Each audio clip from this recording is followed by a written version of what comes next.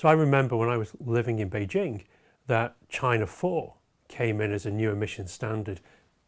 Has the market moved on since then? Yeah, and the market moved even more fast. I mean, and nowadays China already have the nationwide China 5 emission standards, and by 2020 China will launch the China 6 emission standard.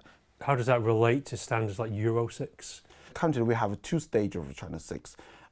China will launch the China 6A regulations by 2020. And then after 3 years, by 2023, China will launch China 6B. In terms of the particle limits, it's even more strict than the Euro 6D nowadays. Okay, so China's looking to move ahead of where the European Union is with their emission standards. Yes.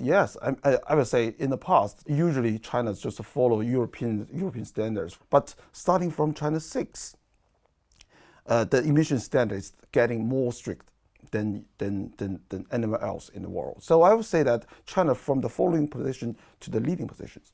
How is that changing the type of vehicles that we'll see in the future? So we will see that almost all the OEMs, they have to adopt after treatment devices, or we call it GPF. So which means that with the introduction of GPF filters in the vehicles, it will bring a new challenge for the lubricant.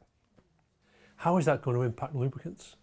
When the TGD engines be introduced, you know that the TGD engines compared with the normal engines, they're getting smaller and getting more power, and also it will bring a more severe working condition for the lubricant. And also, when we talk about the introduction of GPF,